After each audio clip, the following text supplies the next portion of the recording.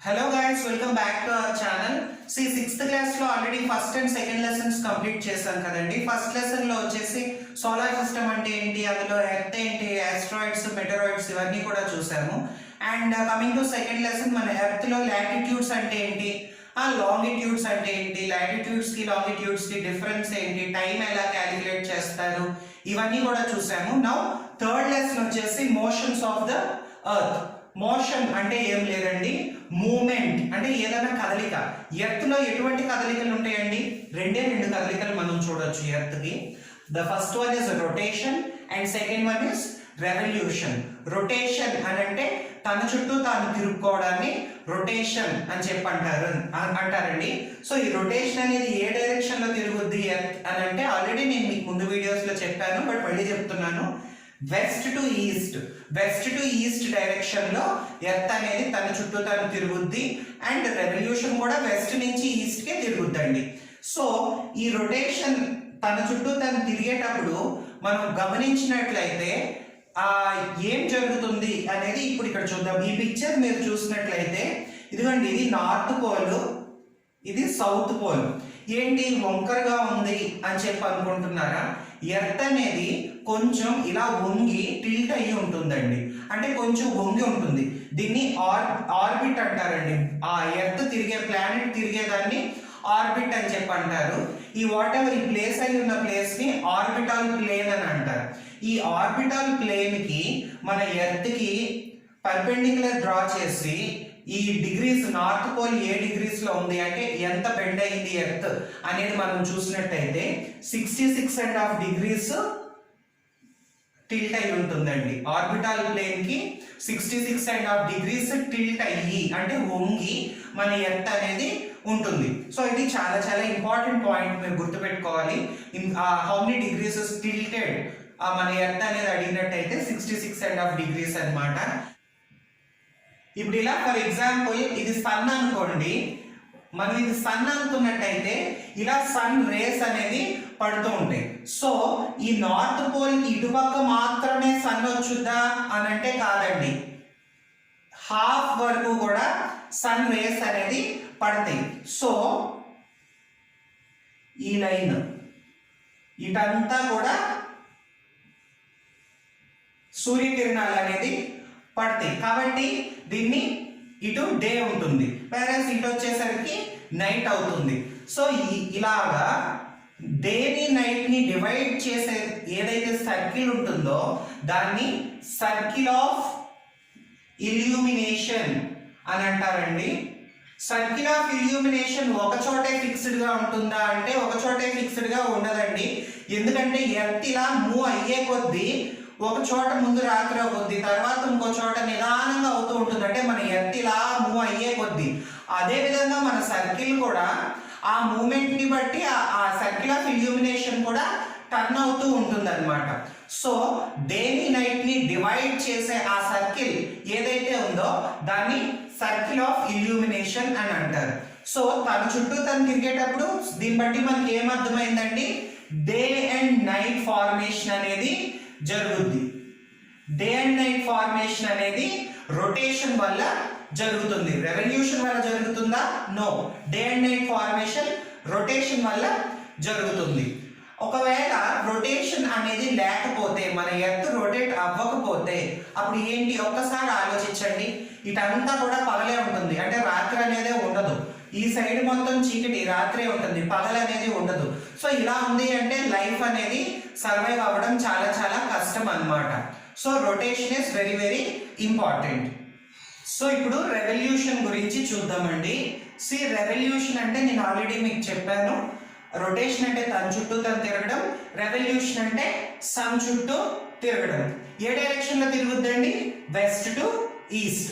It side west వస్తుంది, ఇట్ side east, అంటే వెస్ట్ నుంచి ఈస్ట్, కానీ ఇదే డైరెక్షన్ లో రెవల్యూషన్ అనేది జరుగుతూ ఉంటుందండి. సో ఇప్పుడు ఈ రెవల్యూషన్ లో మీరు అబ్జర్వ్ చేసినట్లయితే ఆల్రెడీ నేను మీకు చెప్పాను ఎర్త్ అనేది కొంచెం టిల్ట్ అయి ఉంటుంది అని చెప్పి. కాబట్టి ఇప్పుడు ఇక్కడ మీరు గమనించినట్లయితే ఎర్త్ ఇలా టిల్ట్ అవ్వడం వల్ల ఇది ట్రాపిక్ ఆఫ్ క్యాన్సర్ అండి. Tropic of cancer, tropic of capricorn ఇవన్నీ కూడా మనం ముందు ఆల్రెడీ నేర్చుకున్నాం. ఈ వాట్ ఎవర్ ఈ షేడెడ్ పార్ట్ ఉంది చూసారా, ఇది tropic of cancer. Tropic of cancer అనేది ఎక్కువగా ఉంది ట్రాపిక్ ఆఫ్ క్యాప్రికాన్ కన్నా. కాబట్టి ఈ నార్త్ పోల్ మొత్తం కూడా సమ్మర్ ఉంటుంది. ఎప్పుడు మనకి సన్ ఇటు ఉన్నప్పుడు, అంటే 21 జూన్లో సమ్మర్ సాలిటైజ్ అన్నమాట. ఇటు సమ్మర్ ఉంటుంది. అదే సౌత్ పోల్లో అదే టైంలో వింటర్ ఉంటుంది. ఎగ్జాక్ట్లీ దీని ఆపోజిట్కి వెళ్ళేసరికి నార్త్ పోల్లో ట్రాపిక్ ఆఫ్ క్యాన్సర్ దగ్గర తక్కువ ఉందండి, సన్ రేస్ అనేది చాలా తక్కువ పడతాయి, కాబట్టి వింటర్ ఉంటుంది. వేరేస్ ట్రాపిక్ ఆఫ్ క్యాప్రికాన్ లో సన్ రేస్ అనేది చాలా ఎక్కువ పడడం వల్ల ఈ వాట్ ఎవర్ ఈ సౌత్ మొత్తం కూడా, సౌత్ పోల్ మొత్తం కూడా సన్స్ హీట్ అనేది ఎక్కువగా ఉండడం వల్ల సౌత్ సైడ్ సమ్మర్ అనేది ఎక్కువగా ఉంటుంది.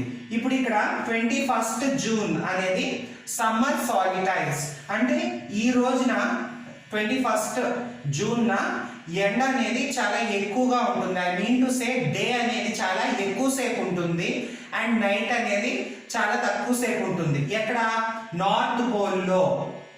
నార్త్ పోల్లో ఐ మీన్ నార్త్ హెమిస్ఫియర్ లో 21 జూన్న పగలనేది చాలా ఎక్కువగా ఉంటుంది. లాంగెస్ట్ డే ఎప్పుడు అని అంటే 21 జూన్, అది నార్థన్ హెమిస్ఫియర్ లో. షార్టెస్ట్ నైట్ ఉంటుందండి మన సౌతర్న్ హెమిస్ఫియర్ లో. అదే రోజు 21 జూన్న నార్థన్ హెమిస్ఫియర్ లో లాంగెస్ట్ డే ఉంటుంది అండ్ సౌత్ పోల్ కి వచ్చేసరికి లాంగెస్ట్ నైట్ ఉంటుంది.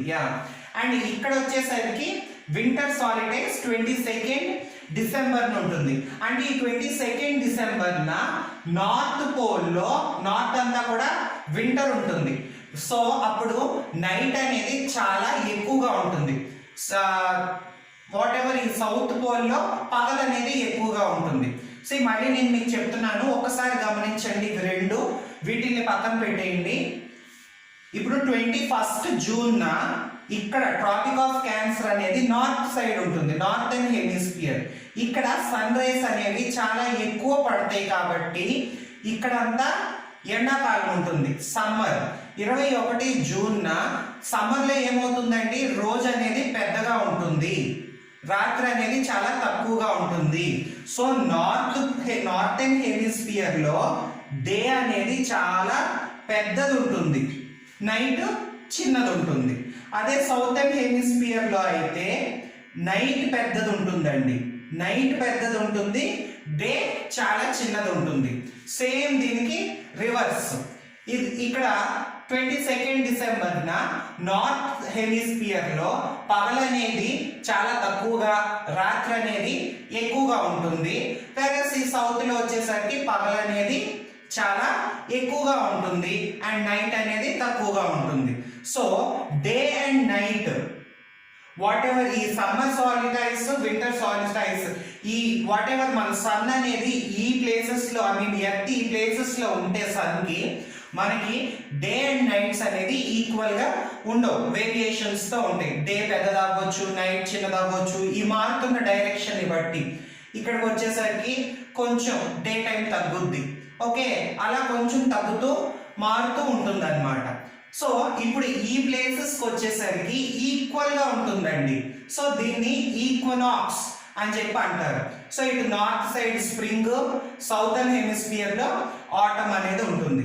సేమ్ ఇక్కడికి వచ్చేసరికి నార్త్ లో ఆటము, సౌత్ లో స్ప్రింగ్ అనేది ఉంటుంది. ఈ 21 మార్చ్ 23 సెప్టెంబర్ ఈ 2 రోజులు ఏవైతే ఉన్నాయో ఈ 2 రోజుల్లో పగలు రాత్రి, డే టైము నైట్ టైము కూడా ఈక్వల్ గా ఉంటాయి. కాబట్టి ఈ 2 రోజుల్ని ఈక్వినాక్స్ అంటారు.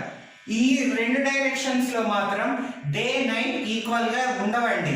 డే అండ్ నైట్ ఈక్వల్ గా మన ఎర్త్ ఈ పొజిషన్ కి వస్తేనే ఉంటాయి అండ్ దాన్ని ఈక్వినాక్స్ అంటారు. ఈక్వినాక్స్ డేట్స్ ఏవి అని మిమ్మల్ని అడిగినట్టయితే 21 మార్చ్ అండ్ 23 సెప్టెంబర్. సో ఇది రెవల్యూషన్ అండి, అంటే ఎర్త్ ఇలా తిరిగేది రెవల్యూషన్, సన్ చుట్టూ తిరిగితే దాన్ని రెవల్యూషన్ అని చెప్పి అంటారు. సో మీకు ఇప్పుడు క్లియర్గా అర్థమయ్యే ఉంటుంది. రెవల్యూషన్ వల్ల ఏం ఫామ్ అవుతాయండి? స్ప్రింగ్, ఆటమ్, సమ్మర్, వింటర్ ఇవన్నీ ఏంటివి?